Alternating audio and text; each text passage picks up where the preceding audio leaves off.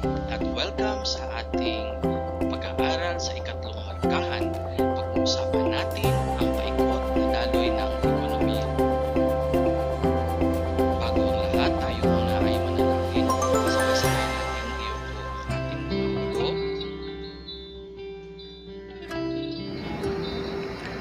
Mapagpalang Diyos na aming Ama, banal at makapangyarihan sa lahat.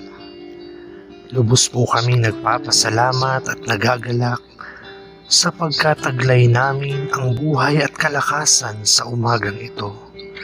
Maraming salamat po sa iyong magdamag na pag-iingat, sa iyong walang sawang paggabay sa bawat isa sa amin. Lagi namin kinikilala ang iyong kabutihan na sa amin ay patuloy mong ipinaparanas sa bawat araw.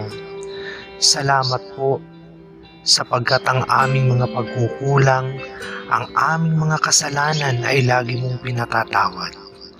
Salamat po dahil ikaw ang naglalaan ng lahat ng mga mabubuting bagay sa kabila ng aming mga pagkukulang sa iyo. Laging sagana ang iyong paglingap, ang iyong pagtulong at ang iyong kahabagan. Ang aming dalangin, Ama naming banal, na sa buong araw na ito, ikaw ang patuloy na mag-ingat sa bawat isa sa amin, na anuman ang hawakan ng aming mga kamay, anuman ang tapakan ng aming mga paa, ay maging pagpapala ang bawat isa sa amin. Dalangin namin, Panginoon, na ilayo mo kami sa anumang mga gawa ng iyong kaaway. Ilayo mo kami sa anumang mga balakid upang ikaw ay lagi naming mapapurihan. Tulungan mo, O Diyos, na ang aming mga puso at isip ay laging maituon sa mga bagay na nauukol sa iyong banal na kalooban. Pagpalain mong minsan pa ang buong maghapong ito at tulungan mo na ang aming mga gawa ay laging maging kalugod-lugod sa iyong harapan. Salamat po, Ama naming banal. Salamat po, O Diyos. Sa iyo po namin lubos na ipinagkakatiwala ang lahat ng bagay sa makapangyarihang pangalan ng aming Panginoong Hesus. Amen. Okay, so once again, magandang araw sa ating lahat. At pag-uusapan natin sa araling ito ay ang paikot na daloy ng ekonomiya. Okay, so magkaroon muna tayo ng balik-aral, no? Ibigay ang mga salita, konsepto ng bawat pahayag na may kaugnayan sa ating magiging talakayan ngayong araw na ito. Okay? So ito daw ay sektor na binubuo ng lahat ng tao na nagnanais na matugunan ang kanilang walang hanggang pangangailangan at kagustuhan. Tama, ito ay sambahayan. Okay? So, sektor naman na responsable sa pagsama-sama ng mga salik ng produksyon upang mabuo ang produkto at serbisyo. Tama, ito ay bahay, kalakal. Tumutukoy naman sa kakayahan at kagustuhan ng isang taong bumili ng isang produkto at serbisyo. Tama, ito ang demand, no? So, maalala ninyo na ang demand ay pinag-aralan natin sa ikalawang markahan. Ito naman ay tumutukoy sa kakayahan at kagustuhan ng isang bahay kalakal o producer na magbenta ng produkto at serbisyo. Tama, ito ay supply. Okay, magaling. Okay, so puntahan naman natin ang ating gawain 1, no? Pinamagatan itong ula letra. So isulat sa loob ng kahon ang tamang letra upang mabuo ang mga salita. Okay, una, dibisyon ng economics na nakatuon sa kabuuang ekonomiya. Ano kaya ito? Tama, ito ang macroeconomics. Pangalawa, ito naman ang salaping pinokolekta ng pamahalaan upang makalikom ng pondo. Tama, ito ang buwis. Pangatlo, pinagmumulan ng mga salik ng produksyon. Tama, ito ang samba. Ayan, so meron tayong apat na salik ng produksyon. Kung maalala ninyo na ito ay ang mga bahay lupa. Meron din tayong kapital, entrepreneur at lakas paggawa. Okay, pang-apat, bumubuo naman ng mga produkto at serbisyong panlipunan. Okay, ito ang ating pamahalaan. At pang-lima, ito ang pagbebenta ng mga produkto sa ibang bansa. Okay, ito ay export, no? Kabaliktaran naman ito ng import, no? Kung saan ito naman ay ang pag-aangkat ng mga produkto galing sa ibang bansa papunta ng ating bansa. Very good. Okay, narito naman ang grapikong paglalarawan ng macroeconomics, no? Kung saan ito yung pagtutuunan natin ng pansin, no, sa ikatlong markahan. No, so bago natin talakayin ang mga suliraning pangkabuhayan, inflasyon, gross national product, gross domestic product, patakarang piskal at patakarang pananalapi, pagtuunan muna natin ng pansin ang paikot na daloy ng ating ekonomiya. Okay. Ngayon, meron ba kayong ideya kung ano ang ibig sabihin ng macroeconomics? Okay, tama, no? Ito ay nakatuon sa kabuang ekonomiya. So, meron bang pagkakaiba ngayon ang macroeconomics sa microeconomics? Ano kaya ito? Ang macroeconomics ay sangay ng economics na sumasaklaw tungkol sa pag-aaral sa galaw ng ekonomiya bilang isang kabuuan. No, habang ang microeconomics naman ay sangay ng economics na sumasaklaw tungkol sa pag-aaral sa galaw ng ekonomiya batay sa individual, maliit na unit ng lipunan at industriya. Ngayon, tingnan ninyo ang larawan sa inyong screen. Ano kaya ang ipinapahiwatig ng larawan? Tama, ang larawan ay nagpapakita na ang sasakyan ay kailangan ng gasolina upang tumakbo. No? At ang gasolinahan naman ay kailangang kumita upang makapag-operate. Ngayon, ano ang pagkakatulad ng ekonomiya sa isang sasakyan at ng isang gasoline station? No, katulad ng isang sasakyan at ang gasoline station, ang ekonomiya ay kailangang kumita. Bakit? Ang ekonomiya ay hindi aandar kung walang kitang maipapasok sa daloy ng produkto at serbisyo, no? At kailangan ang lahat ng aspeto nito ay nadadaluyan ng kita na siya ring magtatakda sa mga gastusin.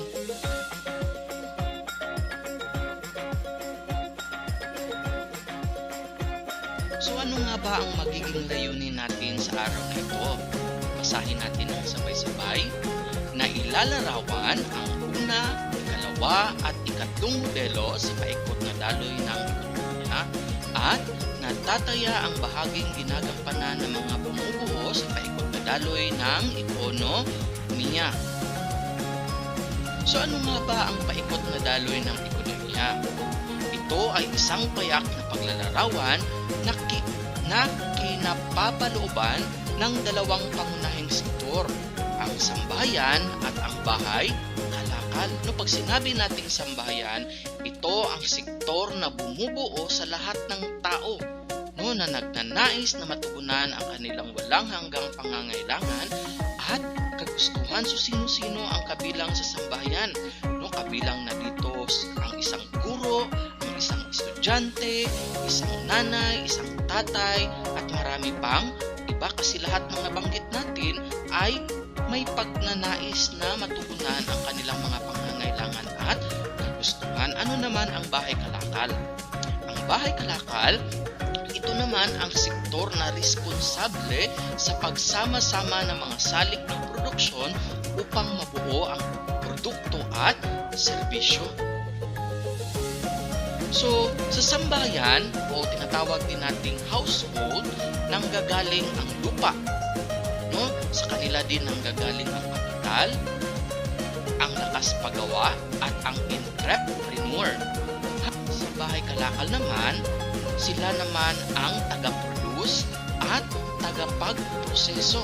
No, ano yung kanilang pinoproseso? Yung mga salik ng produksyon upang makagawa ng isang panibagong produkto. Tinatawag nating finished product. Okay. So, upang mas maunawaan natin ang paikot na daloy, pagtuunan natin ng pansin ang 5 modelo ng paikot na daloy ng ekonomiya. So, meron pala itong 5 modelo. Natin pag-usapan ang unang modelo. So, kung titingnan natin sa unang modelo, makikita natin ang sambahayan at ang bahay kalakal. No, ang unang modelo ay tinawag ding ekonomiyang barter. Bakit kaya? No, kasi sa ekonomiyang barter, nilalarawan nito ang palitan ng dalawang sektor, ang sambahayan at bahay kalakal. No? So ipagpalagay halimbawa natin na sa sambahayan nanggagaling ang mga salik ng produksyon. No, ang mga salik ng produksyon na ito ay mapupunta ngayon sa bahay kalakal at kanila itong ipoproseso hanggang sa magkaroon or makagawa sila ng bagong produkto. At ito na ngayon ang magiging tapos na produkto na isasalin naman ngayon ng bahay kalakal sa sambahayan. No? So magbigay tayo ng halimbawa. Okay, narito ang isang halimbawa ng unang modelo. So nandyan pa rin ang bahay kalakal. Ipagpalagay halimbawa natin na ang salik ng produksyon na nanggaling sa sambahayan ay ang tubo at ang palay. Nang napunta na ito sa bahay kalakal, ano kaya sa palagay ninyo ang maaaring tapos na produktong magawa ng bahay kalakal matapos nitong maiproseso ang tubo at ang palay? Ano kaya? Tama, ito ay magiging asukal at bigas. So ito na ngayon ang magiging tapos na produkto kung saan ang asukal at bigas, ito naman ay maituturing nating pangunahing pangangailangan ng sambahayan. So kung titingnan natin ang dalawang aktor ng unang modelo, nagkakaroon lamang sila ng give and take relationship, no? So ang sambahayan ay sambahayan ang gagaling ng mga salik ng produksyon kung saan ito naman ang ipoproseso ng bahay kalakal at magkakaroon tayo ngayon ng tapos na. So merong cycle. Okay. So sa unang modelo, ano ba yung isinasaad?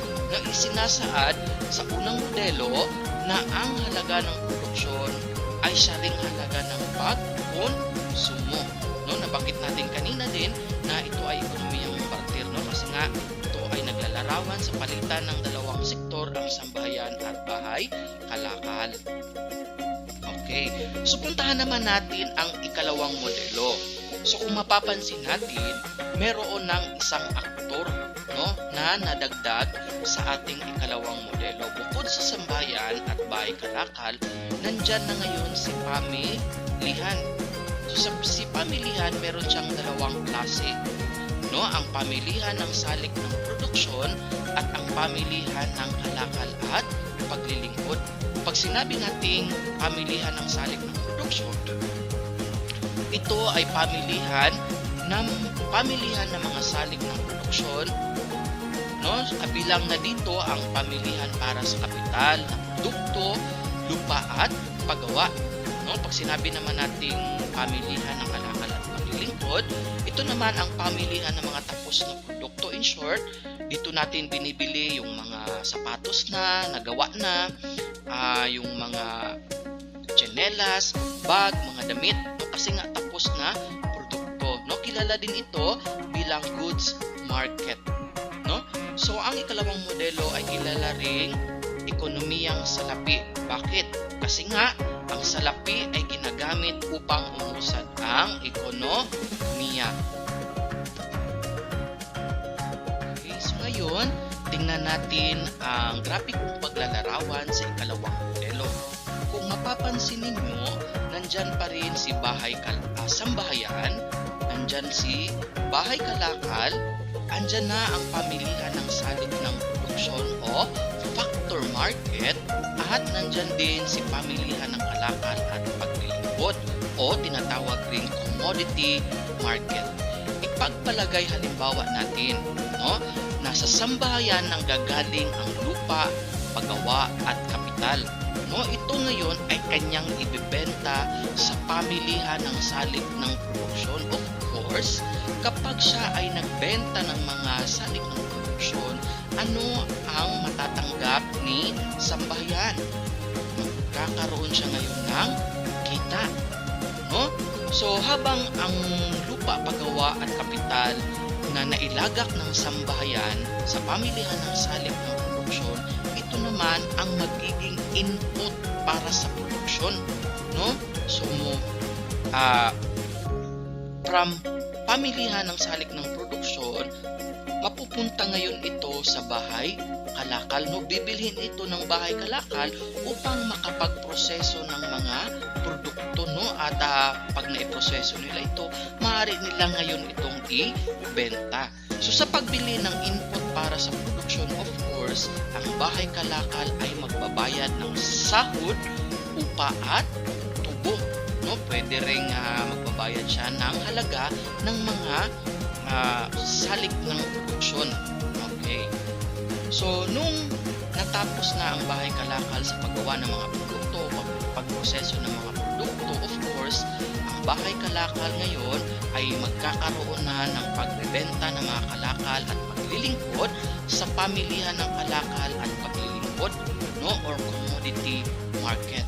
So kapag ibinenta ng bahay kalakal ang mga tapos na produkto, ano ang kanyang matatanggap? Of course, magkakaroon ang bahay kalakal ng kita, no? So sino ang bibili sa mga tapos na produkto? Of course, bibilhin ito ng sambahayan. Remember na ang sambahayan ay may pangangailangan at kagustuhan. So kailangan ng sambahayan na bumili ng mga pangangailangan at kagustuhan. Dahil doon sa pagbili ng sambahayan sa mga kalakal at paglilingkod, ano ang ginawa ng sambahayan? Nagkakaroon ngayon sila ng paggasta. So kung titingnan natin, no, so yung kita ng sambahayan, yun din ang kanyang ginamit para sa kanyang paggasta, no? Yun ang kanyang ginamit upang mabili ang mga pangangailangan at kagustuhan, at doon niya yun binili sa pamilihan ng kalakal at paglilingkod. Right. So tingnan natin ang halimbawa ng ikalawang modelo. So nandyan pa rin si sambahayan, si bahay kalakal, si pamilihan ng salik ng produksyon, factor market, at nandyan din si pamilihan ng kalakal at paglilingkod o si commodity market. So ipagpalagay halimbawa natin na ang salik ng produksyon na nanggaling sa sambahayan ay ang sugarcane at palay. No, ibebenta ito ng sambahayan sa pamilihan ng produksyon. Of course, ang sambahayan ay magkakaroon ng kita, no? Ito ay kapalit ng kanyang pagbenta ng mga salik ng produksyon. So ang bahay kalakal naman na gustong makapag-produce ng mga produkto ay bibili ng mga input para sa produksyon. Bibilhin niya ito sa pamilihan ng salik ng produksyon.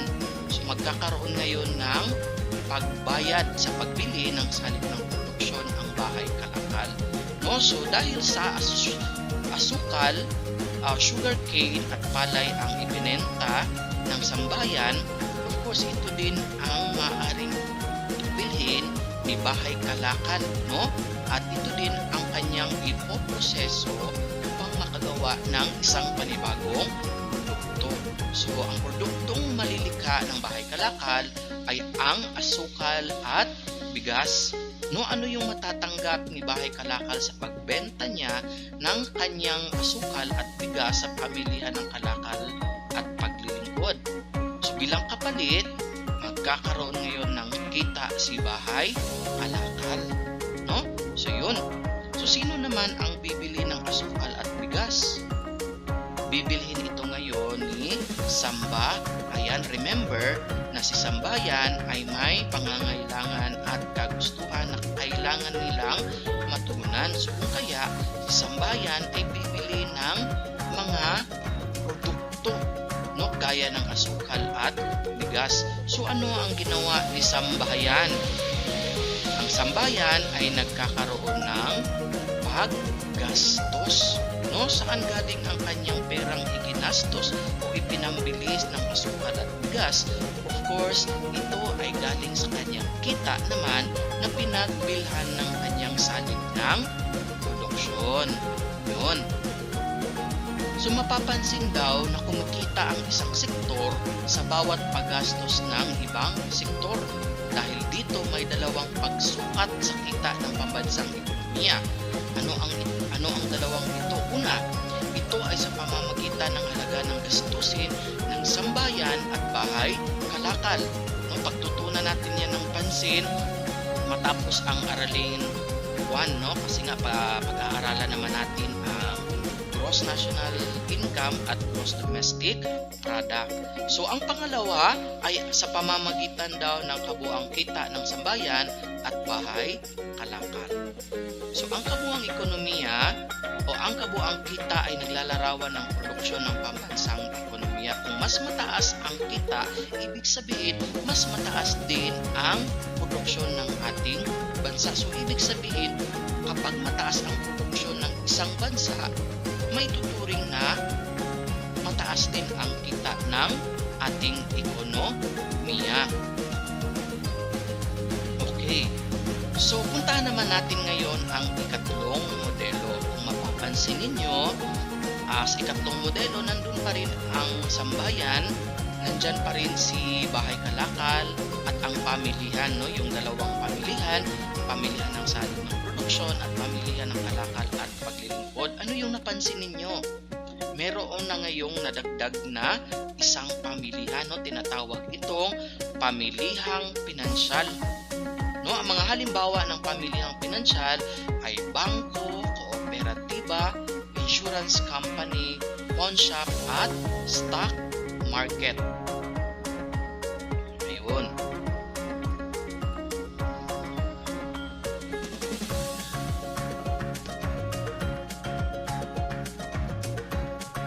So sa ikatlong modelo ay mapapansinan natin ang mga salitang pag-iimpok o savings at ang pamuhunan. Ano nga ba ang pag-iimpok? Ang pag-iimpok ay bahagi ng kita na hindi ginagasta at sa halip ay inilalagak sa bangko para sa pangangailangan sa hinaharap, no? Of course, pamilyar sa atin, no? Ang pag-iimpok o savings kasi nga marami sa atin ay ginagawa ito, maging ako, no, ginagawa ko rin ito. So pag sinabi naman nating pamumuhunan, ito naman ang paghiram ng salapi ng bahay kalakal sa pamilihang pinansyal upang mapalago ang kanyang negosyo. So tingnan natin ang mga halimbawa. Okay. So tingnan natin ang grafikong paglalarawan sa ikatlong modelo. So kung mapapansin ninyo, meron ng isang pamilihang nadagdag sa ibaba, no? Tinatawag itong pamilihang pinansyal or financial market. So ang mga halimbawa nito ay si bangko, kooperatiba at insurance company. So ipagpalagay halimbawa natin na si sambayan ay nakapag-isip na mag-ipon ng pera. Saan kaya ilalagak ni sambayan ang kanyang perang gustong ipunin? Of course, kanya itong ilalagak sa pamilihang pinansyal o halimbawa ay mga bangko. So si sambayan ngayon ay magkakaroon ng pag-iimpok or savings sa pamilihang pinansyal o financial market, no? Yung mga halimbawa nito ay bangko. So ano kaya naman ang pakinabang ni pamilihang pinansyal kay bahay kalakal? So halimbawa si bahay kalakal ay nagnais na palaguin ang kanyang negosyo, no? At magtayo ng iba't ibang branches ng kanyang negosyo sa lahat ng panig ng ating bansa. Of course, kailangan ni Bahay Kalakal ng dagdag na pera o puhunan para matupad ang kanyang mga hangarin. Kung kaya si Bahay Kalakal ay manghihiram ngayon ng pera sa pamilihang pinansyal o financial market bilang puhunan.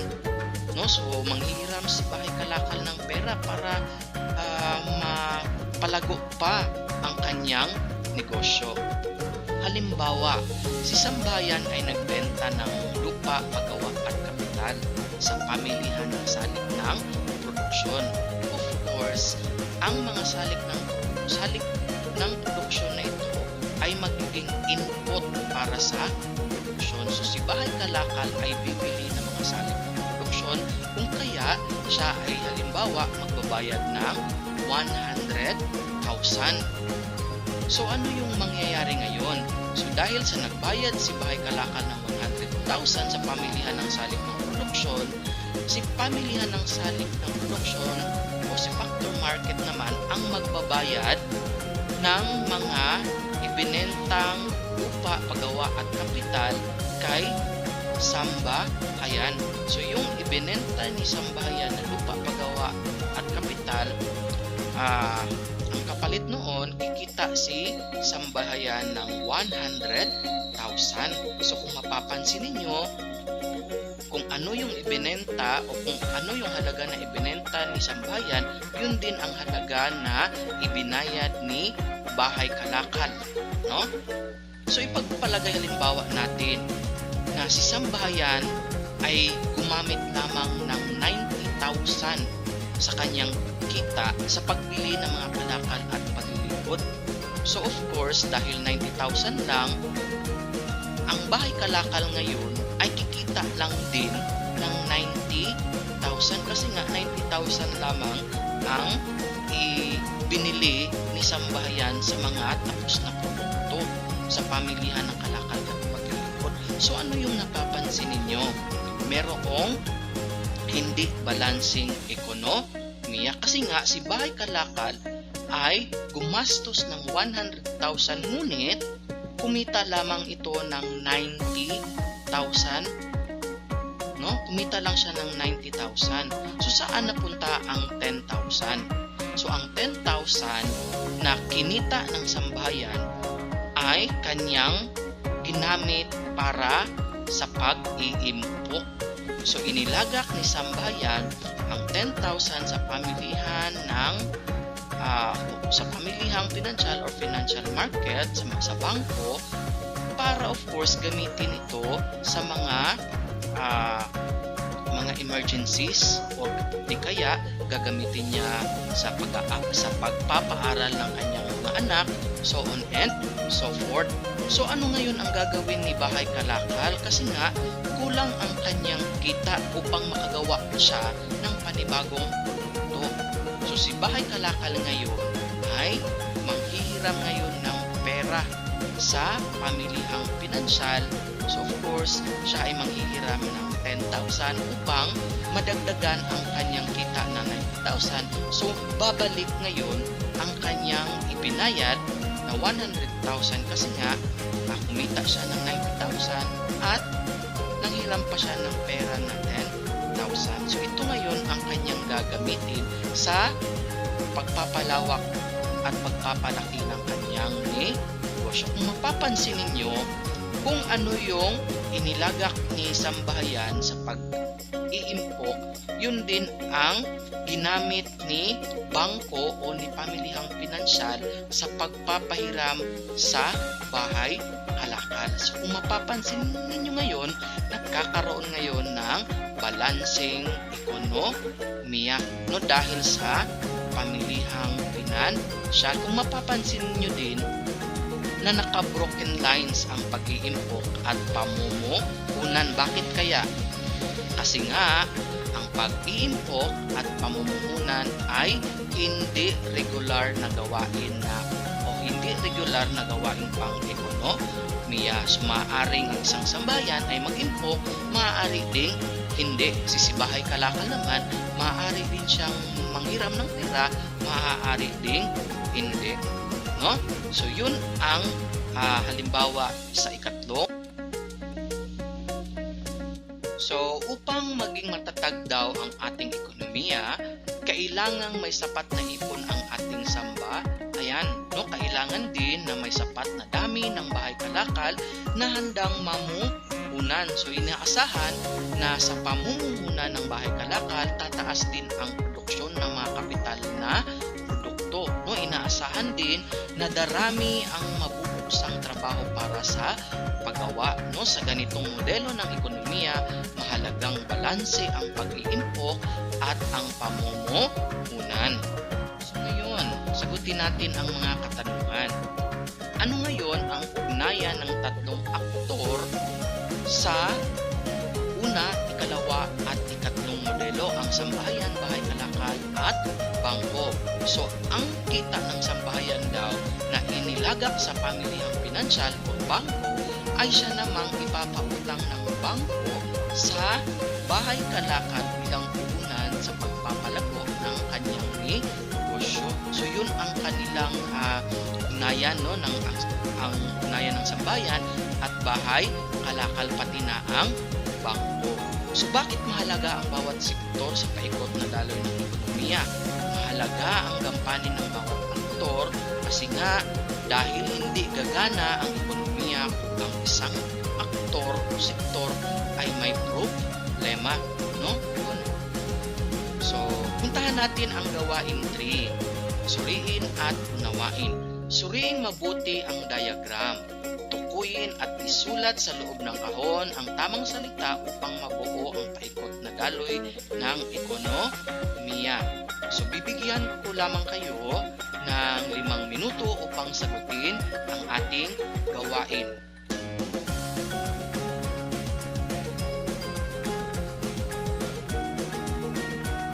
Okay, time's up. So, tingnan natin kung ano ang sagot sa ating gawain. Okay, number 1. Okay, ito ang pamilihan ng salik ng produksyon. Pangalawa.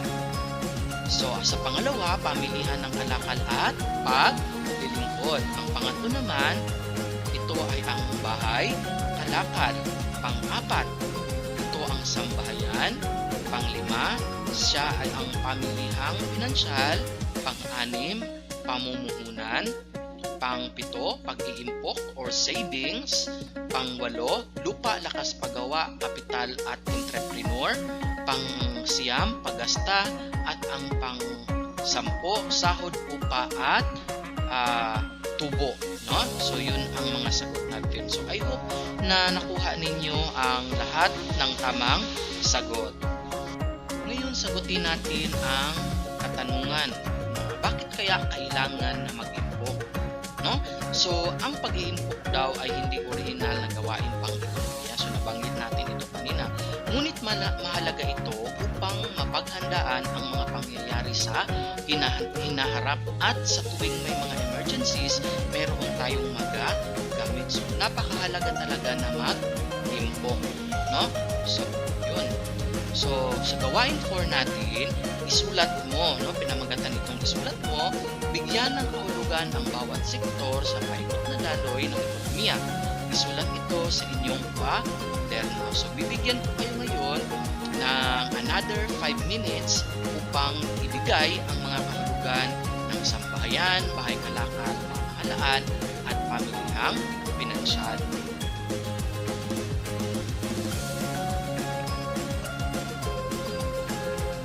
Okay, time's up. So, puntahan naman natin ngayon ang ating panghuling gawain. No? Ang gawain 5. Fill it right. So, sa inyong notebook pa rin, ibigay ang bahaging ginagampanan ng mga aktor at pamilihan sa paikot na daloy ng ekonomiya. So, nandito yung mga aktor sa paikot na daloy, ang sambahayan, bahay kalakal. Ang mga uri ng pamilihan, meron tayong pamilihang kalakal at paglilingkod, pamilihan ng salik ng produksyon, at pamilihang pinansyal. So, 5 minutes starts now.